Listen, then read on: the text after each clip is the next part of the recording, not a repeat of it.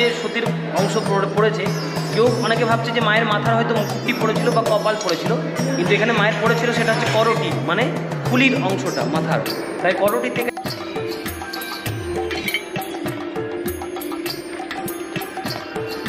তো এই হচ্ছে আমাদের কিরিটেশ্বরী মায়ের যে মূল মূর্তির ছবি। এটি নাটোরের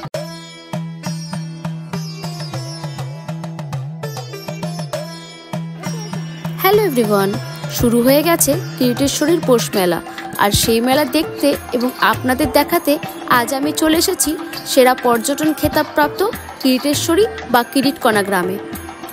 কিরিটেশ্বরী মন্দির হল হিন্দু ধর্মের শাক্ত মতের পবিত্র তীর্থ শক্তিপীঠগুলির অন্যতম। মুর্শিদাবাদ জেলার লালবাগ পোর্ট রোড রেলওয়ে স্টেশনের 3 মাইল দূরে কিরিটকণা গ্রাম অবস্থিত। রাঢ় প্রাচীন পীঠস্থানগুলির মধ্যে কিরিটকণা অন্যতম, যদিও বর্তমান মন্দিরটি বেশি পুরনো নয়। এই মন্দিরের নিকটে একাধিক মন্দির রয়েছে। তান্ত্রিক মতে এখানে দেবী দাক্ষায়ণী সতীর কিরিট অর্থাৎ মুকুটের কণা পতিত হয়েছিল। যেহেতু এখানে দেবীর কোনো অঙ্গ পতিত হয়নি, তাই এই স্থানকে অনেকে তন্ত্রবিদ পূর্ণ পীঠস্থান না বলে উপপীঠ বলে থাকেন।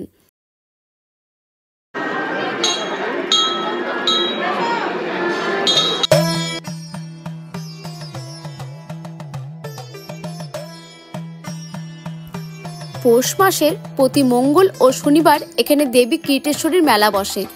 মন্দিরে দেবীর কোনো প্রতিমূর্তি নেই। একটি উঁচু পাথরের ওপর বেদি আছে। এই বেদির ওপর আরেকটি ছোট বেদি আছে যা দেবীর কিরিট বলে পূজা করা হয়। কিরিটেশ্বরী মন্দিরের চারিদিকে অনেক ছোট ছোট মন্দির আছে। তার মধ্যে একটি চারচালা মন্দিরকে সপ্তদশ শতাব্দীর তৈরি বলে মনে করা হয়। রাজা রাজবল্লভের প্রতিষ্ঠিত শিব মন্দিরও এখানে আছে। গ্রামের মধ্যে গুপ্ত মঠ নামে এক নতুন মন্দিরে কিরিটেশ্বরীর পুজো ব্যবস্থা আছে। নাটোরের সাধন অনুরাগী রাজা রামকৃষ্ণ বড়নগর থেকে এখানে আসতেন। এখনো মন্দির প্রাঙ্গণে দুটি পাথর খণ্ড দেখা যায়, যার ওপর বসে রাজা রামকৃষ্ণ সাধনা করতেন।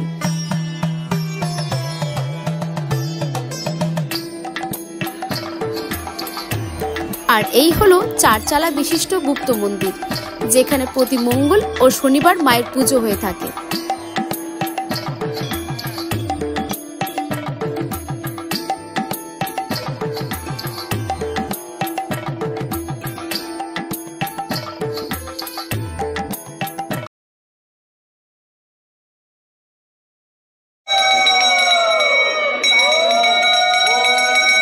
যে সতীর অংশ পড়েছে, কেউ অনেকে ভাবছে যে মায়ের মাথার হয়তো মুকুটটি পড়েছিল বা কপাল পড়েছিল, কিন্তু এখানে মায়ের পড়েছিল সেটা হচ্ছে করটি, মানে খুলির অংশটা মাথার। তাই করটি থেকে নামে হয়েছে কিরিটি কথাটা। এই মাকে এখানে প্রতিষ্ঠা করেছেন নাটোরের রানী ভবানী। এই মন্দির ওনারই প্রতিষ্ঠা, তা আমাদের পিতৃপুরুষ ধরে সেই সেবায়িত করেই আসছি আমরা। তো এই হচ্ছে আমাদের কিরিটেশ্বরী মায়ের যে মূল মূর্তির ছবি। এটি নাটোরের রানী ভবানী রক্ষা করে গেছেন। নিরাপত্তার কারণে মন্দিরের বাইরে থাকে, মন্দির চত্বরে থাকে না। পৌষ মাসের মঙ্গলবারে আসলে এই মাকে ঠিক মায়ের শিলার ওপরেই দর্শন পাবেন। অর্থাৎ আগামীকাল মঙ্গলবার পৌষ মাসের বেলা 2টো থেকে সন্ধ্যের মধ্যে আসলে দেখতে পাবেন। এই মায়ের নিরাপত্তাটা কী? কারণ এই মায়ের সঠিক কোনো সময়কাল আমাদের পিতৃপুরুষ পাননি। কবে বা কোথায় কীভাবে উনি পেয়েছিলেন সেই তথ্য আমাদের জানা নেই।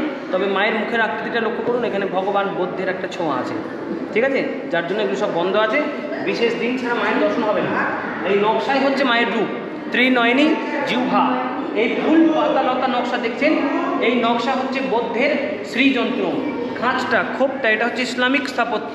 আর এই হচ্ছে আটচালা কালীঘাটের মডেল, অর্থাৎ সর্বধর্মের একটা সমন্বয়। মন্দিরের মধ্যে দেখুন এবার 4টে চাল। চারচালাটা আমাদের হিন্দু, চারচালা আমাদের হিন্দু।